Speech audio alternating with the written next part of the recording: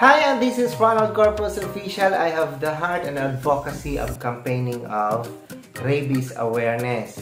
Welcome to my vlog, and for this content, for this video, ating pag-uusapan, ano-ano bang mga hayop ang may rabies o tinatawag na rabid animal. So ating pag-uusapan yan as in now na. So ang mga hayop na may mga rabies, yun yung tinatawag na warm-blooded animals with fur. So ulitin ko lang, ang mga hayop na may rabies o tinatawag na rabid animals ay yung mga hayop na warm-blooded animals with fur. So ano-ano po ba yung mga warm-blooded animals? Katulad ng number 1, bats, aso, pusa, kambing, kabayo, kalabaw, baka, baboy, na kung saan, di ba, minsan napanood natin sa news na kung saan isa sa nagkaroon ng rabies ay yung mga baka, baboy. So, kamukha ng daga. Bakit? Sila po kasi ay warm-blooded animals with fur. Ibig sabihin with fur, meron silang mga buhok o balahibo. So, sila po yung they are warm-blooded animals. So, ano-ano po bang mga hayop ang wala pong rabies? So, ang mga hayop din naman na walang rabies, katulad ng mga ahas, sawa, mga alligator, isda, manok, ibon, sila yung mga walang rabies.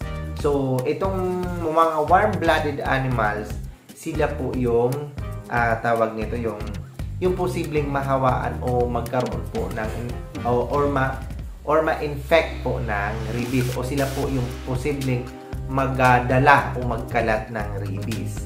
So, yun yung mga nabanggit ko kanina, yung aso, pusa, bats, raycon, unggoy, tao, kamukha sa atin tao kasi meron tayo buhok.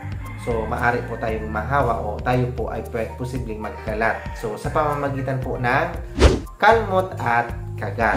So, ang mga hayop na nabanggit ko talaga ay wala naman talaga silang rabies. Sila lang po ang posibleng magkalat o posibleng ma-infect ng rabies. At sa pamamagitan po ng kalmot at kagat, maaari pong kumalat ang rabies. And then, paano mapuksa, paano po mapigilan ang pagkalat ng rabies sa pamamagitan po ng pagpapabakuna ng mga hayop na tinatawag na warm-blooded animals with fur. Sila po ay kailangan dumaan sa pagpapabakuna ng anti-rabies para po hindi sila mahawa ng rabies virus.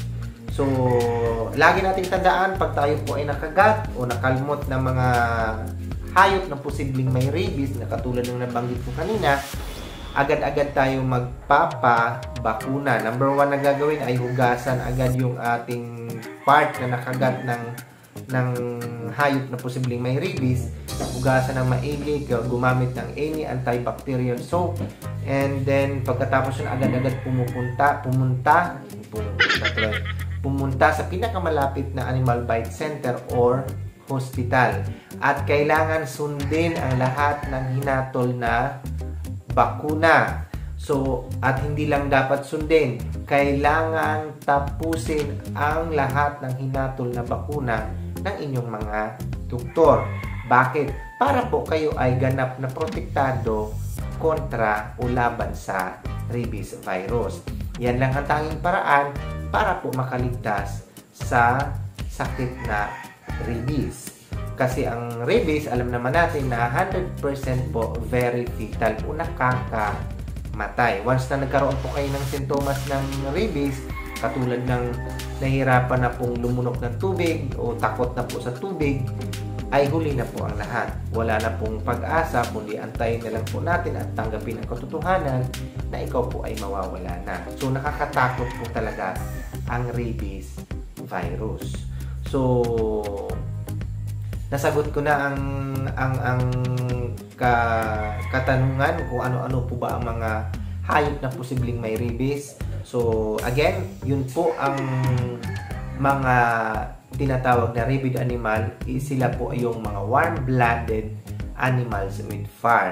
And bago ko makalimutan, isa sa mga dapat nating tandaan na kung kayo po ay nakagat ng mga hayop na posibleng may rabies, ang lagi po nating tandaan ay huwag po natin silang saktan, bagkos o obserbahan po natin sila within 14 days.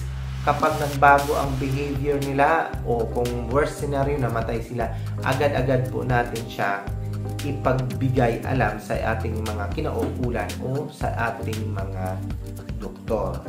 So, yun lang. So, sana meron tayong natutunan for this content, for this video. Once again, this is Ronald Corpus Official. I have the heart and advocacy of campaigning of rabies awareness. At lagi ko pong sinasabi, kung hindi ka pa nakasubscribe ng aking YouTube channel, so please subscribe to my YouTube channel, and kung nagustuhan mo yung content na to, so paki-like, and kung ito po ay karapat-dapat i-share, so i-share po natin para po sa kaalaman nating lahat. And mag-leave po kayo ng comment, any suggestion, opinion for the next vlog or additional information about this content, so don't hesitate to leave a comment. And pinaka-importante mga ka-official, huwag niyong kalimutan i-click ang aking notification bell para updated kayo sa lahat ng video na gagawin ko dito sa YouTube. Nagpapasalamat din po ako ng buong-buo sa inyong walang sawang suporta ng aking YouTube channel.